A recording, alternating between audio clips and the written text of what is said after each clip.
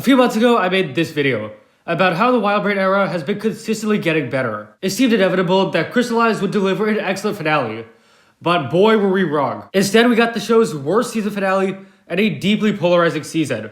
So in the sequel to this poorly aged video, here's my look at the fall of WildBrain Ninjago.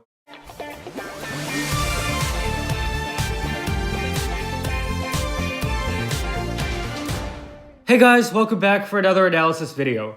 This one is going to be mainly about the finale of Crystalized, not the entire season, because I really enjoyed part 1 and I still do. Unfortunately, the more I think about the finale, the more I dislike it. The finale on many levels just feels really insulting, and there's a few overarching issues. Ninjago as a show has always struggled with breaking from the status quo. What this means is that the show, whenever it makes changes, always has to go back to how it was before.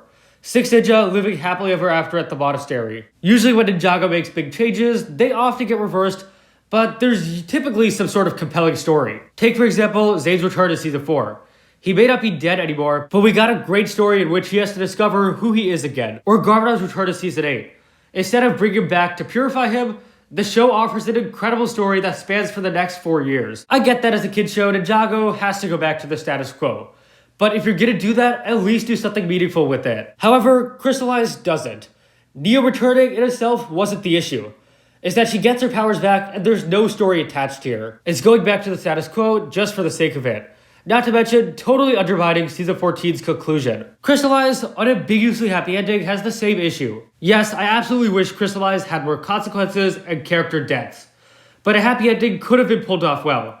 For example, look at season 13. Both seasons feature convenient powers that were just introduced for the finales. But season 13's ending has a brilliant character moment for Cole, in which he fulfills the promise he made to his dying mother. That's what makes season 13's ending so powerful, despite it being a happy ending. Season 15 was so close to pulling this off too. Imagine if Lloyd accepted his Oni form, affirming that he has balance within himself. Then the Oni and Dragon together defeat the Overlord.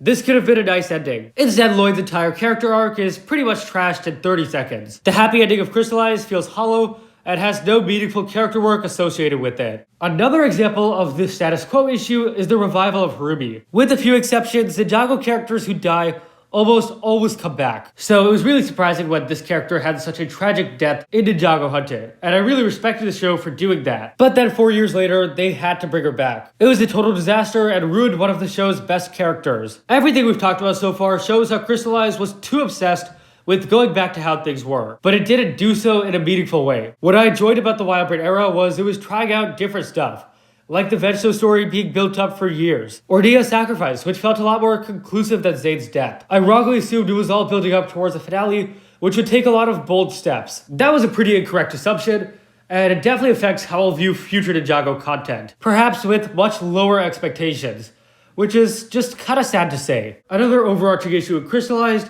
is the idea that certain plot elements can be left up to viewer interpretation. As explained by Tom Andresen in a recent interview, this was the thought process behind Harumi's redemption, and I'll play the clip here. It's our responsibilities as storytellers to come up with conclusions, but in this case, it was just, I felt, more important to leave that up to the individual. Maybe she's out there on forced leave because she needs to help fix the stuff she made, or maybe she's completely redeemed and everything's fine. The basic idea is you get to decide if Harumi was redeemed or not. You get to decide if she went to prison or not. I think in some cases, leaving stuff to interpretation is good. For example, Harumi's original death. Not knowing her thoughts and motivations makes the character's demise so much more tragic. But in the show's final season, leaving Harumi's fate up to interpretation was the wrong call. I want the show to tell me what happened to Harumi, not leave such major details up to me. In my mind, I can say Harumi went to jail. But do I know this for a fact? No, because the show never showed that. While I respect the thought process behind it, this approach I feel is a bit lazy. It feels like a partially imagined conclusion with a ton of holes in it. And that's just wrong for a character this significant. I feel the same way about her relationship with Lloyd. There shouldn't be a possibility of them becoming a couple. Crystalized finale is just not conclusive enough for its characters. The last thing to discuss is the 11-minute episode, which I feel like is kind of a failed experiment. When introduced in Season 11, this format was kind of rocky. The final battles in Season 11 were so rushed. Luckily, in Seasons 12, 13, and 14, the format improved before getting worse in Crystalized.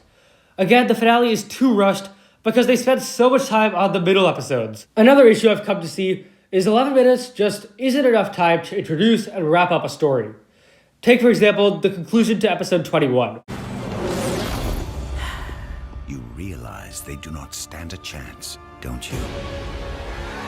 This ending just moves so quickly, and there's not really any time to process this new information. This format isn't inherently flawed, but the way Ninjago's been using it isn't working. In my opinion, the final Battle of Crystalized should have been episodes 28 and 29, and episode 30 should have just been an episode devoted entirely to resolution. This final episode could have shown Ruby's sentencing, as well as Lloyd finally forgiving Garmadon. Moving forward, I hope the 22-minute format returns, or we get something else. In the summer, I made this graph, showing how WildBrain was getting better with each year. Here's a new version of that graph to reflect my current opinions, with slight rating changes to seasons 11 and 12. Anyways, in the summer I gave Crystalized Part 1 a 9.5 out of 10, just like season 14. I predicted that Crystalized would fall somewhere in this range. Ultimately, when factoring Part 2 in, Crystalized was a 7.5 out of 10. In isolation, this may not sound terrible, but it was a heavily anticipated season, and a huge dip in quality from season 14. Crystalized put an end to the WildBrain era's 3-year period of improvement. With season 11, the WildBrain era had a weak start.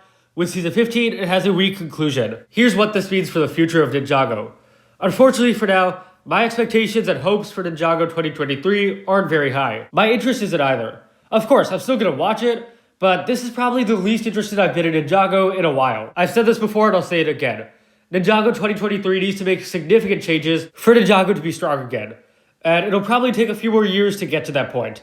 It's definitely not going to happen in one season. But until then, we'll just have to wait and see. Thank you all so much for watching. If you enjoyed, please leave a like, subscribe, share with anyone ever you know. Share your thoughts on Crystalized finale and if you guys agree with what I said. And I'll see you guys next time.